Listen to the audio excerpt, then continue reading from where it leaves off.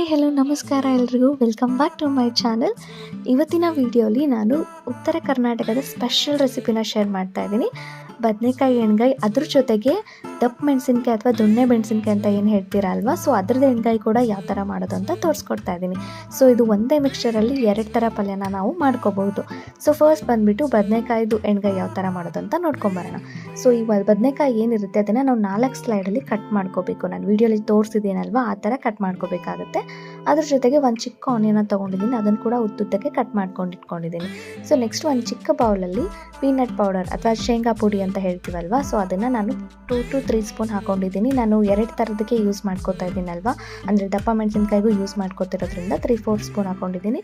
ನೀವು ಬದನೆಕಾಯಿನ ಎಷ್ಟು ಕ್ವಾಂಟಿಟಿಯಲ್ಲಿ ತೊಗೊಂಡಿರ್ತೀರಾ ಅಷ್ಟನ್ನು ಹಾಕೊಳ್ಳಿ.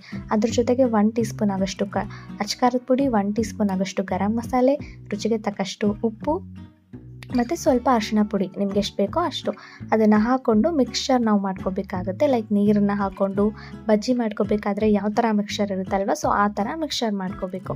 ಈ ಮಿಕ್ಸ್ಚರಿಂದಲೇ ನಮಗೆ ಈ ಬದನೆಕಾಯಿ ತುಂಬ ಟೇಸ್ಟ್ ಬರೋದು. ಆ್ಯಂಡ್ ಅದಕ್ಕೆ ಅಚ್ಕಾರದ ಪುಡಿ ಆಗಿರ್ಬೋದು, ಗರಂ ಮಸಾಲೆ ಆಗಿರ್ಬೋದು, ಅದೆಲ್ಲ ನೀಟಾಗಿ ನಾವು ಟೇಸ್ಟ್ ಚೆನ್ನಾಗಿ ಬರೋ ಥರ ನಾವು ಅದನ್ನು ಮಿಕ್ಸ್ ಮಾಡ್ಕೋಬೇಕಾಗುತ್ತೆ. ಸೊ ಇವಾಗ ಆ ಚಿಕ್ಕ ಚಿಕ್ಕ ಬದನೆಕಾಯಿನ ಏನು ಕಟ್ ಮಾಡಿ ಇಟ್ಕೊಂಡಿರ್ತೀವಲ್ವ, ಸೊ ಅದನ್ನೆಲ್ಲ ಇದರಲ್ಲಿ ಡಿಪ್ ಮಾಡಬೇಕು. ಡಿಪ್ ಮಾಡಬೇಕಾದ್ರೆ ನೀಟಾಗಿ ಎಲ್ಲ ಕಡೆ ಬೆರಿಬೇಕು. ನಾವು ಅದಕ್ಕಂತಾನೆ ಆ ಥರ ಸ್ಲೈಡ್ಲಿ ಕಟ್ ಮಾಡಿ ಇಟ್ಕೊಳ್ಳೋದು.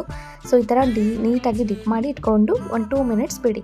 ನೆಕ್ಸ್ಟ್ ಏನು ಮಾಡ್ತೀರಾ ಅಂದರೆ, ನೆಕ್ಸ್ಟ್ ಇನ್ನೊಂದು ಬಾಣಲಿನ ತೊಗೊಂಡು ಅದರಲ್ಲಿ ನಾನು ಸ್ವಲ್ಪ ಎಣ್ಣೆನ ಹಾಕ್ಕೊಂಡಿದ್ದೀನಿ.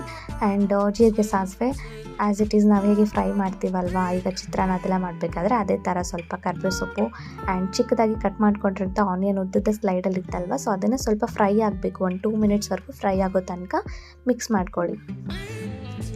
ಸೊ ನೆಕ್ಸ್ಟ್ ಈ ಥರ ಸ್ವಲ್ಪ ಕಲರ್ ಚೇಂಜ್ ಬರ್ತಾ ಇದ್ದಂತೆ ಆ ಡಿಪ್ ಮಾಡಿರುವಂತಹ ಬದನೆಕಾಯಿ ಏನಿರುತ್ತಲ್ವ, ಸೊ ಅದನ್ನು ಹಾಕೋಬೇಕಾಗತ್ತೆ. ಅದನ್ನು ಹಾಕ್ಕೊಂಡು ಸ್ವಲ್ಪ ನೀರು ಹಾಕ್ಕೊಂಡು ಆ ಮಿಕ್ಸ್ಚರ್ನ ಕೂಡ ಸ್ವಲ್ಪ ಇನ್ನೊಂದು ಚೂರು ಸೇರಿಸ್ಕೊಂಡ್ರೆ ಅದು ಎಲ್ಲ ಕಡೆ ಇನ್ನೊಂದು ಸ್ವಲ್ಪ ಏನಾದರೂ ಡಿಪ್ ಮಾಡಬೇಕಾದ್ರೆ ಸ್ವಲ್ಪ ಕ್ವಾಂಟಿಟಿ ಕಡಿಮೆ ಆಗಿದ್ದರೆ ಸ್ವಲ್ಪ ನೀಟಾಗಿ ಬೆರೆತ್ಕೊಳ್ಳುತ್ತೆ, ಇನ್ನೊಂದು ಸ್ವಲ್ಪ ಜಾಸ್ತಿ ಆಗುತ್ತೆ. ಸ್ವಲ್ಪ ಮಿಕ್ಸ್ಚರ್ನ ಸೇರಿಸ್ಕೊಂಡಿದ್ದೀನಿ. ಸೊ ಇದನ್ನೆಲ್ಲ ಹಾಕ್ಕೊಂಡು ನಾವು ಇದನ್ನು ಒಂದು 5 to 10 ಮಿನಿಟ್ಸ್ ಬಾಯ್ಲ್ ಆಗೋಕ್ಕೆ ಬಿಡಬೇಕು. ಯಾಕಂದರೆ ಅದೆಲ್ಲ ಬದನೆಕಾಯಿ ಬಾಯ್ಲ್ ಆಗಬೇಕಲ್ವ. ಸೊ ಅಷ್ಟರಲ್ಲಿ ಈ ದಪ್ಪ ಮೆಣಸಿನ್ಕಾಯ್ದು ಕೂಡ ಮಾಡ್ಕೊಂಡು ಬರೋಣ. ಸೊ ದಪ್ಪ ಮೆಣಸಿನ್ಕಾಯಿ ಅಥವಾ ದೊಣ್ಣೆ ಮೆಣಸಿನ್ಕಾಯಿನೂ ಕೂಡ ಸೇಮ್ ಆ್ಯಸ್ ಇಟ್ ಈಸ್ ಬದನೆಕಾಯಿನ ನಾವು ಯಾವ ಥರ ಕಟ್ ಮಾಡ್ಕೊಂಡ್ವಿ ಅಲ್ವಾ, ಅದೇ ಥರನೇ ಕಟ್ ಮಾಡಿ ಇಟ್ಕೋಬೇಕಾಗತ್ತೆ. ಸೊ ನಾನೆಲ್ಲ 5 ದಪ್ಪ ಮೆಣಸಿನ್ಕಾಯಿ ತೊಗೊಂಡಿದ್ದೀನಿ. ಸೊ ಅದನ್ನೆಲ್ಲ ಅದೇ ಥರ ಕಟ್ ಮಾಡಿ ಇಟ್ಕೊಂಡಿದ್ದೀನಿ. ಇದರಲ್ಲಿ ನನ್ನ ಚೂರು ಚೇಂಜಸ್ ಏನಂತಂದರೆ, ಸ್ವಲ್ಪ ಬೆಳ್ಳುಳ್ಳಿ, ಅಂದರೆ ಒಂದು 3 ರಿಂದ 4 ಬೆಳ್ಳುಳ್ಳಿನ ಚಿಕ್ಕದಾಗಿ ಕಟ್ ಮಾಡಿ ಇಟ್ಕೊಂಡಿದ್ದೀನಿ. ಆ್ಯಂಡ್ ನಾವು ಬದನೆಕಾಯಿನ ಅಲ್ಲಿ ಡೈರೆಕ್ಟಾಗಿ ನಾವು ಡಿಪ್ ಮಾಡಿಬಿಟ್ಟು ಹಾಕೋದಲ್ವ, ಬಟ್ ಇಲ್ಲಿ ಏನು ಮಾಡಬೇಕಾಗುತ್ತೆ ಅಂದರೆ ಒಂದು ಚಿಕ್ಕ ಬಾಣಲಿ ತೊಗೊಂಡು ಅದರಲ್ಲಿ ಆ ಮೆಣಸಿನ್ಕಾಯಿನ ಏನು ಕಟ್ ಮಾಡ್ಕೊಂಡಿರ್ತೀವಿ ಅದನ್ನು ಡೈರೆಕ್ಟಾಗಿ ಹಾಕಿ, ಅದ್ರ ಜೊತೆ ಚಿಕ್ಕದಾಗಿ ಏನು ಕಟ್ ಮಾಡ್ಕೊಂಡಿರ್ತೀವಿ ಬೆಳ್ಳುಳ್ಳಿ ಇರುತ್ತಲ್ವ, ಸೊ ಅದನ್ನು ಕೂಡ ಹಾಕಿ ಒಂದು 1 to 2 ಟೀ ಸ್ಪೂನ್ ಆಗೋಷ್ಟು ಎಣ್ಣೆನ ಸೇರಿಸ್ಕೊಂಡು ಫ್ರೈ ಮಾಡಬೇಕಾಗುತ್ತೆ. ಅಲ್ಲಿ ನಾವು ಡೈರೆಕ್ಟ್ ಡಿಪ್ ಮಾಡ್ತೀವಿ, ಬಟ್ ಇಲ್ಲಿ ಫಸ್ಟ್ ಫ್ರೈ ಮಾಡ್ಕೊಂಡ್ಬಿಟ್ಟು ಆಮೇಲೆ ನಾವು ಅದರಲ್ಲಿ ಸೇರಿಸ್ಕೊಳ್ಳೋದು. ಸೊ ಇದನ್ನು ನೀಟಾಗಿ ಫ್ರೈ ಮಾಡಬೇಕು. ಲೈಕ್ ಅದು ಮೆಣಸಿನ್ಕಾಯಿ ಎಲ್ಲ ಚಟ್ಪಟ ಅಂತ ಸೌಂಡ್ ಬರ್ತಾ ಇರುತ್ತೆ ನೋಡಿ, ಈ ಥರ ಫ್ರೈ ಆಗಬೇಕದು. ಒಂದು 2 to 3 ಮಿನಿಟ್ಸಲ್ಲಿ ಆಗುತ್ತೆ. ಸೊ ಈ ಥರ ಆದಮೇಲೆ ಈ ಕಡೆ ನೋಡಿ ನಮ್ಮ ಬದನೆಕಾಯಿ ಎಲ್ಲ ಬಾಯ್ಲ್ ಆಗಿದೆ ಅಷ್ಟರಲ್ಲಿ.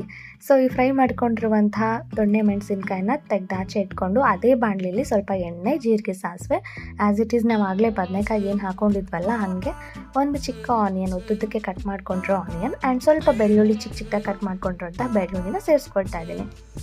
ಸೊ ಇದನ್ನೆಲ್ಲ ಮಿಕ್ಸ್ ಮಾಡಿ ಒಂದು ಸ್ವಲ್ಪ ಫ್ರೈ ಆಗಿದ ತಕ್ಷಣ ಒಂದು 2 to 3 ಮಿನಿಟ್ಸ್ವರೆಗೂ ಬಿಟ್ಟಾದಮೇಲೆ ಮೆಣಸಿನ್ಕಾಯಿ ಏನಿರುತ್ತಲ್ವ ಫ್ರೈ ಮಾಡ್ಕೊಂಡಿರೋಂಥ ದೊಣ್ಣೆ ಮೆಣಸಿನ್ಕಾಯಿನ ಸೇರಿಸ್ಕೋಬೇಕಾಗುತ್ತೆ. ಅದಾಗಿ ಒಂದು 2 ಮಿನಿಟ್ಸ್ಗೆ ನಾವು ಆ ಮಿಕ್ಸ್ಚರ್ ಇರುತ್ತಲ್ವ, ನಾನು ಇನ್ನೊಂದು ಚೂರು ಇಟ್ಕೊಂಡಿದ್ದೆ ಬದನೆಕಾಯಿಗೆ ಏನು ಮಿಕ್ಸ್ಚರ್ ಹಾಕಿದ್ದೀವಿ ಅದೇ ಮಿಕ್ಸ್ಚರ್ನ ಇಲ್ಲಿ ಡೈರೆಕ್ಟಾಗಿ ಹಾಕ್ತೀವಿ ಡಿಪ್ ಮಾಡ್ದೇ.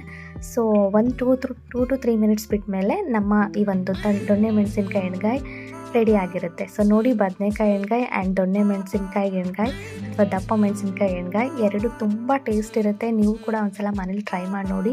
ಅನ್ನ ಚಪಾತಿ ಜೊತೆಗೆ ಸಖತ್ತಾಗಿ ಟೇಸ್ಟ್ ಬರುತ್ತೆ. ನನಗಂತೂ ತುಂಬ ಇಷ್ಟ ಆಯಿತು. ವಿಡಿಯೋ ಇಷ್ಟ ಆಗಿದ್ರೆ ಪ್ಲೀಸ್ ಲೈಕ್ ಮಾಡಿ, ಕಮೆಂಟ್ ಮಾಡಿ ಮತ್ತು ಸಬ್ಸ್ಕ್ರೈಬ್ ಮಾಡೋದನ್ನು ಮರಿಬೇಡಿ.